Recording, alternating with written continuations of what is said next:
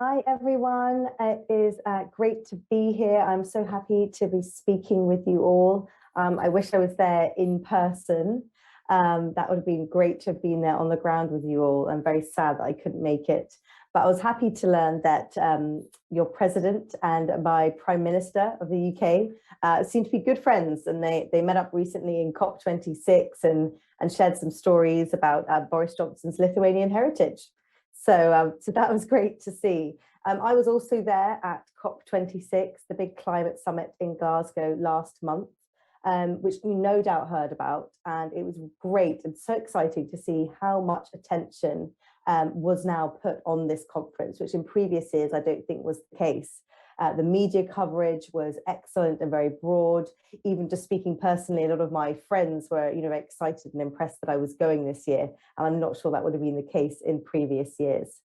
So it was, really exciting as well, just to see that a lot of people are on the same page. I think everyone agrees now that we do have a climate crisis and that everyone needs to work together to try and do everything that we can collectively to adapt to climate change and also to try and mitigate it and reduce global warming. One of the various complaints around the conference, as I'm sure that you've heard some of them, within AgriFood, there was the complaint that it didn't play a large enough role. And I would agree with that in many of the official events that there were, but there were a lot of side events. And I think something we will definitely see next year at COP27 will be a much larger representation from AgriFood, not least because two of the biggest announcements from the conference were around deforestation and methane reduction. Both of those are inextricably linked with the agri-food sector, particularly deforestation. So we're absolutely going to need to have better representation from the agriculture and food industries in discussing how to meet those pledges. There were also other exciting announcements like the Climate Shot Agricultural Innovation Agenda. Another complaint was around the detail. Are governments getting into enough detail about how they're going to meet some of these targets? They were talking about too many words, not enough action. You probably all heard the Greta Thunberg speech about too much blah, blah, blah. And in the context of agri-food, when there's absolutely a lot of urgency there, this is a very complicated industry, as I'm sure a lot of you understand. Maybe we don't really want to be seeing sweeping, uninformed reforms from governments and policymakers. We're talking about massive transitions and actions like ending food loss and food waste across the supply chain, healthier and sustainable diets for all, ending hunger. There's no silver bullet, and we can't expect governments to have all the answers. We also can't expect all of them to align perfectly. So what can we do? What needs to happen? Is there a group out there that has the money and the inclination to affect fundamental change? Well, my future king, our future king here in Britain, Prince Charles, said it really well, I thought. He said that the private sector has trillions of dollars of funding at its disposal, which is far beyond what global GDP is, and that it offers the only real prospect of achieving fundamental transition away from fossil fuels and into renewable, sustainable future. Also, he made a great point that many different individual nation states can't actually afford to do a lot of the transition on their own. Individual actions, similarly, from some of the larger big economies, won't create that systems level change that we need across the industry to really create a reliable transition. So the private sector needs to lead the way, and this is nothing new. Typically, the most disruptive technology companies have worked this way, not waiting for policies. Think about Airbnb and Uber. They forced their new models onto the world, and policy had to catch up. Sure, you might not be able to get Uber everywhere in the world. I'm not actually sure what is the situation with Uber in Lithuania, but the point is it has absolutely transformed the transport industry in so many economies of the world, and that's a change that's going to be lasting. Governments then need to support private markets in creating these transitions and creating these new innovations. Governments can support through investment. They can build confidence in these sectors, and they can also ensure that they don't hamper any progress through policy or by changing the goalposts. And as Prince Charles alluded to, basically getting in the way. He said, there's no doubt in my mind that the private sector is ready to play its part and work with governments for a path forward. So while technology is not necessarily the be-all and end-all, especially relating to natural systems in agriculture, innovations were front and centre of what Prince Charles was talking about, and in this narrative of helping to mitigate and adapt to climate change. And there's a big task at hand. I recently learned that agricultural productivity growth has decreased by approximately 21% since 1961 due to climate change. And as we're seeing more and more adverse weather events, droughts, storms, floods, soil health erosion, and so on, I could expect that productivity number to decline even further. But at the same time, we also need to increase our food production about 56% on 2010 levels. So we have this climate that's working against us. How can we do this? So at the moment, we're really seeing a race in the agri-food tech startup innovation space to create climate-related technologies in the agri-food industry that can help to combat climate change. And there's been a shift over the last few years, which is really interesting to see, that has been focused particularly on the farm tech side. Technologies beforehand were looking more at increasing productivities. They were looking at how to grow more with less, use resources more efficiently. And a lot of them are still doing that, but they're also turning their attention to more climate-specific areas, such as carbon measurement and saving water and so on. We could look at a few of the portfolio companies of AgFunder on the venture capital side. And it can actually be hard to find a category in food tech and ag tech that doesn't have a positive climate or social impact. So some examples of companies in our portfolio here on the automation side with farm robotics, that has a climate impact in that it can help farmers to farm more autonomously, use less fuel, apply resources better onto the fields. Decarbonisation technologies, we have some companies in our portfolio that are growing crops more efficiently, that can be fed to animals, and it's a much more efficient carbon footprint than current animal feed. We have companies in supply chain and logistics that are cutting out many of the middlemen, of controlled environment agriculture, indoor agriculture, which has multiple ways that it can be seen as a climate tech investment. So you can see that there's a lot of different ways that agri-food tech is trying to help with their climate goals. And the great news is that it's growing every year. So investment in agri-food tech. And when I say agri-food tech, it's really the phrase that I coined back in 2016 to encompass all of food technology and all of ag technology. So it's everything from farm to fork. And as you can see, investment has been just amazing growth over the last few years. Back in 2013, when AgFunder was founded, and when I first started focusing on agriculture, this was definitely what we call a backwater of venture capital.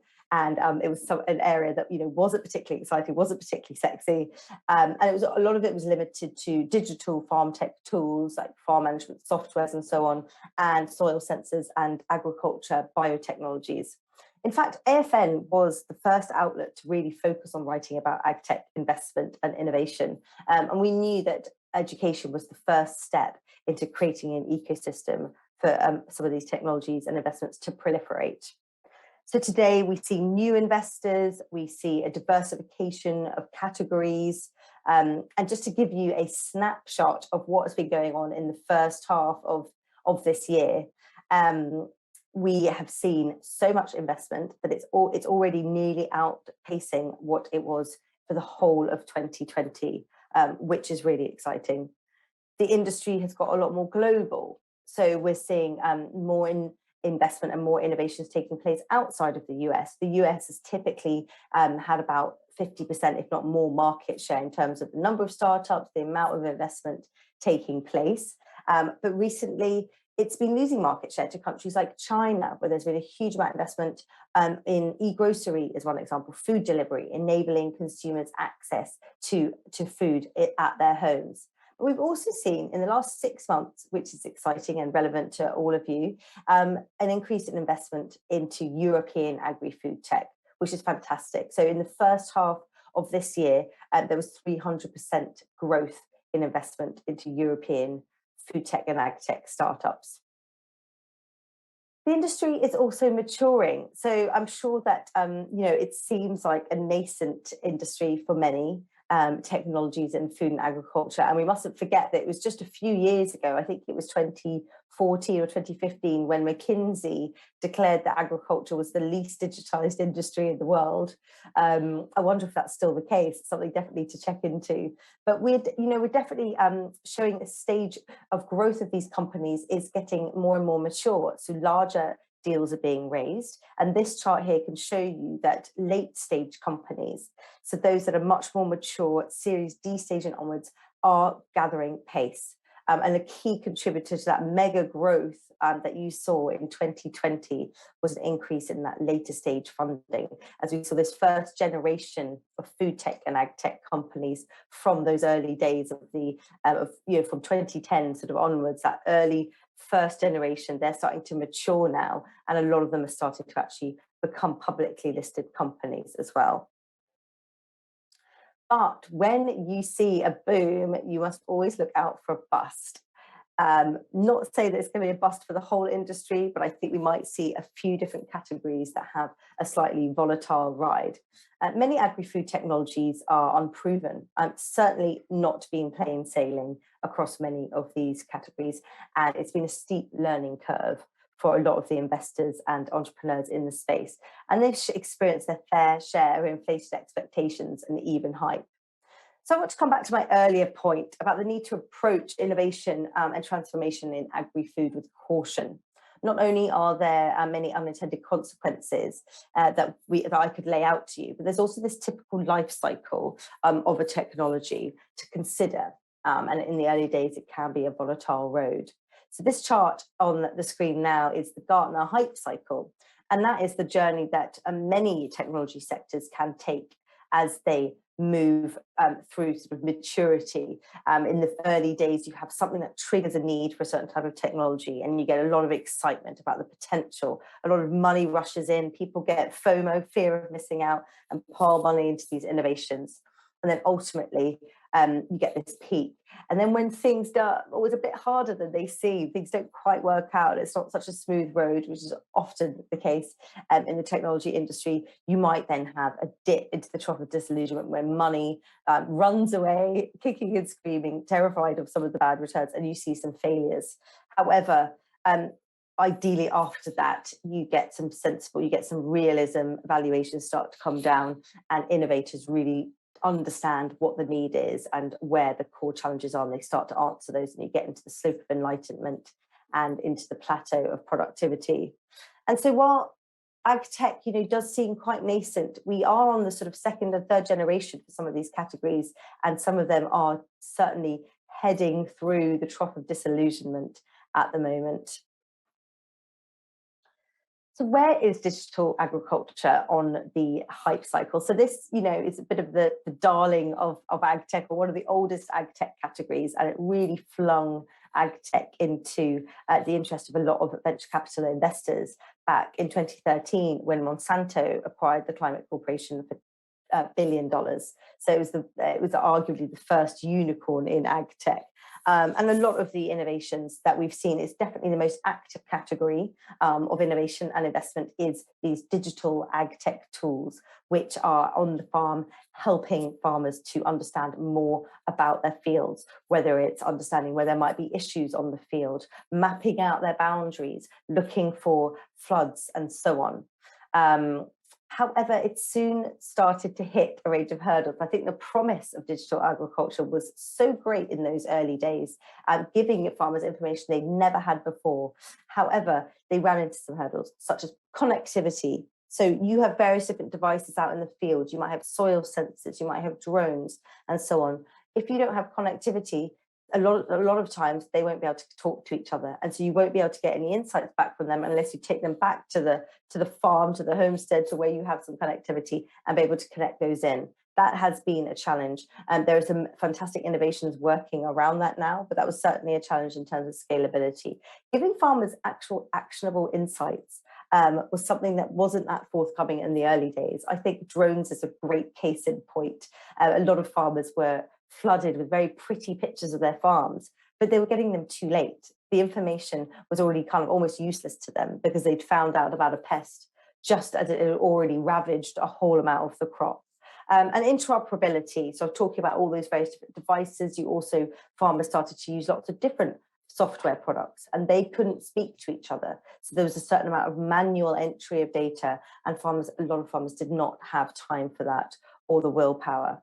So some of that has now been solved today. You increasingly see this creation of platforms, some of them created by roll-ups where you've got different technologies acquiring one another to create a platform of services where you can combine soil sensors with satellite imagery analytics, with weather data, and you can create a much more complete picture of your farm.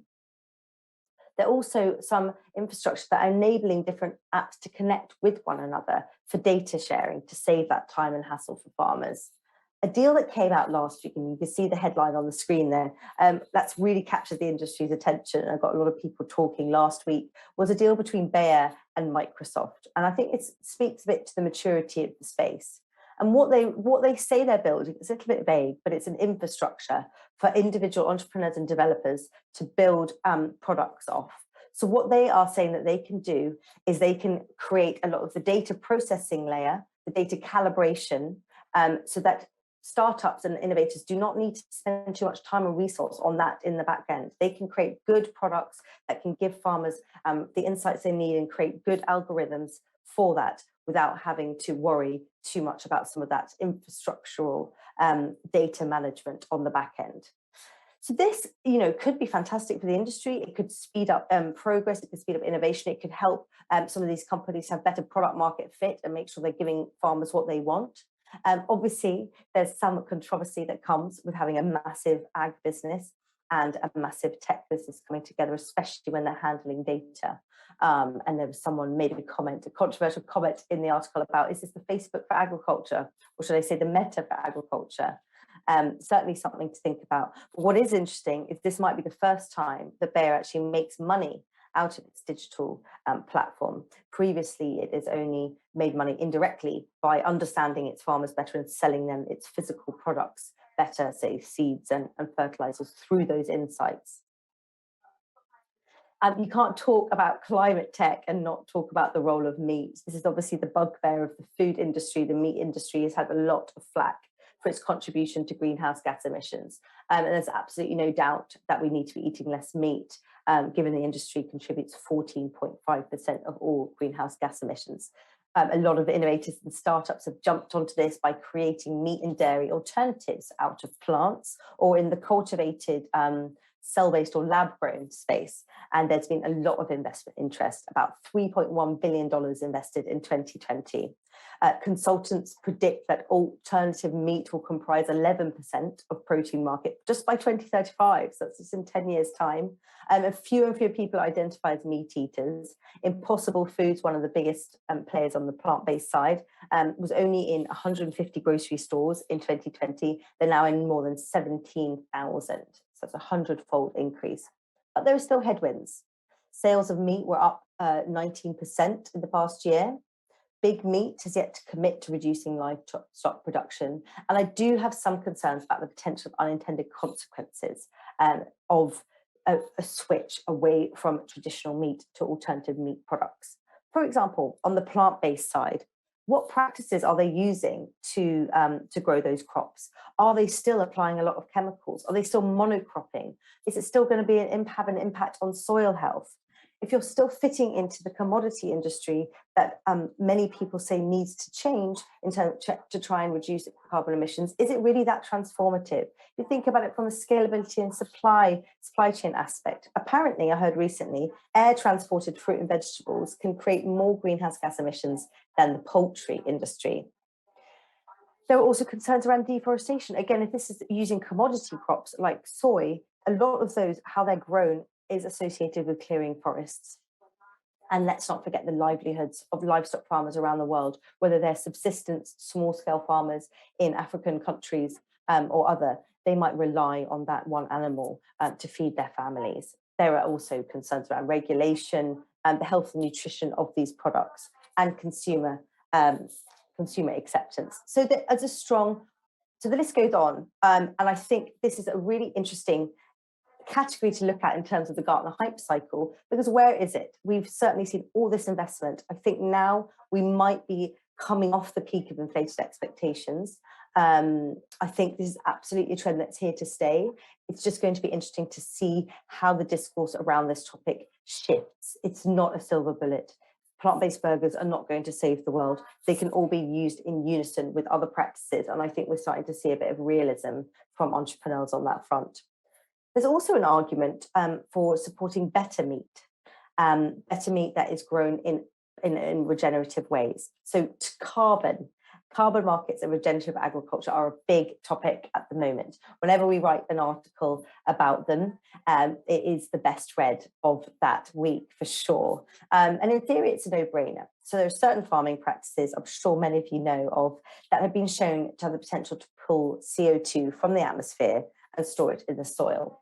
Those include no-till agriculture, using animals, rotating animals on the land to spread essentially natural fertilizer through the manure, no chemicals, building soil health. And through that, you're creating more productive land. But there's also ways that you can give more money to the farmer. If they can prove that they have sequestered, they've drawn down carbon from the atmosphere into their soils through these practices, they could get paid for it through carbon markets. It's definitely very early days for carbon markets, but there's a lot of excitement. There are a lot of questions, though. There's technical questions around the permanency of that carbon in the soil. There's questions around where regulation will come in. Maybe this is a category where we do need regulation to step in earlier to help organise some of these initiatives. Geographically, there are also obviously big differences, soil types and so on. So there's a lot here on the soil science side that still needs to be figured out. Also, more conceptually, by creating a carbon offset market, are you giving big emitting industries an excuse to keep emitting? If they feel they can buy a carbon credit to offset it, they might not be incentivized to change their practices. Perhaps I'm getting a little bit too theoretical here for this talk, but are you also making the farmer the product? Are you commoditizing the farmer and his practices? Ethically, that doesn't sound quite right. Right, so moving on, in 2016, I remember it was, one of the topics that just got so much attention and I knew would capture readers' attention on AFN, I knew that it would be the best read articles of the week, was vertical farming. People love this space, and it's always had column inches and attention actually far greater than its real impact. There's only 30 hectares of equivalent farmland globally is done indoors, and that compares to 50 million hectares outside and 500,000 for greenhouses. So not only is this still a sort of small segment of the overall agriculture industry, but there are also significant challenges around costs and efficiency, around the diversification of crops. Leafy greens are not going to save the world. I think we're at a turning point for many companies, and they're starting to figure out their business models. Bowery in New York City, for instance, has had 750% growth in grocery sales since January 2020. Solly Organic in West Virginia in the US has 35% market share for fresh herbs through its greenhouses and vertical farms.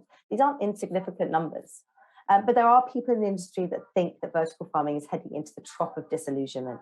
They think there's too much promise, not enough substance, and the recent performance of the first publicly listed vertical farming, as a greenhouse tech farming company, left much to be desired.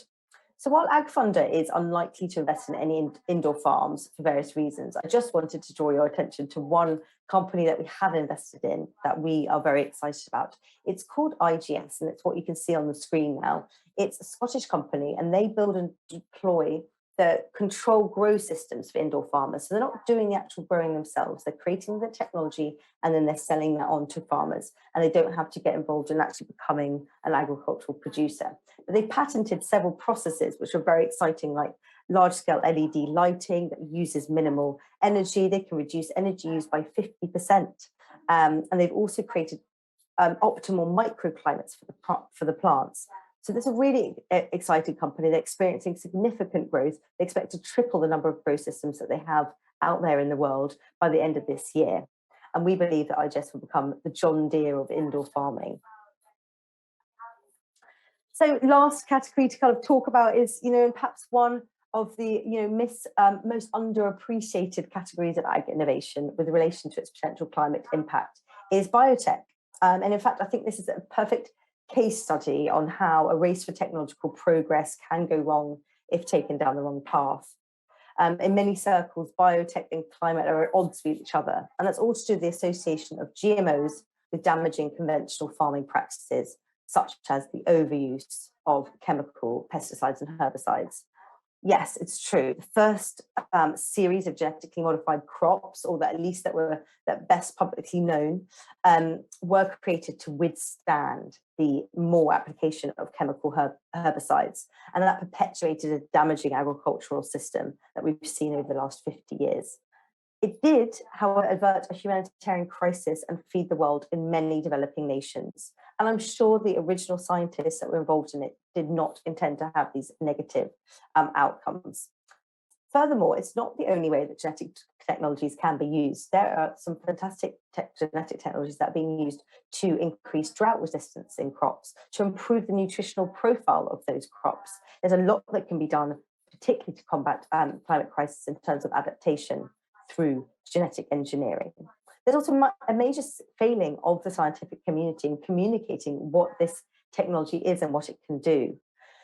The main bugbear with it is the introduction of foreign genetics, but with new gene editing tools, a lot of new traits are being created by knocking out existing genetics within the same species, and that is something that happens through traditional breeding. So I think a lot more can be done to communicate how these tools are being used and exactly what they mean. But unfortunately, the anti-GMO lobby has had a very loud voice, and there are bans in certain parts of the world, including that newer gene editing side of things, and that is a ban in Europe. So it did cause a contact of mine to say that the EU will become the Museum of Agriculture for putting in place that ban on gene-edited technologies.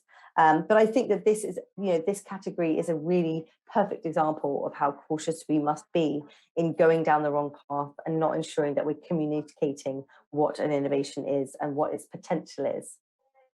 So, there's various other categories I could have talked more about. I could have talked more about farm robotics. I could have talked about supply chain technologies and much more. Overall, I'm very excited about the future for the agri-food tech industry. It's been amazing to have a front row seat to many of the developments that I've talked about today and many others. There are a plethora of ways that we can work on fixing the climate crisis and fixing other issues in our food system, such as equity and ethics and so on. So with the gentle support of governments and with a responsible private sector, I think if we're constantly thoughtful about any unintended consequences, we do have a bright future. Thanks so much for listening to me today. Again, I wish I was there with you all. Here's a little bit about AgFunder on the screen now, and I hope you really enjoy the event.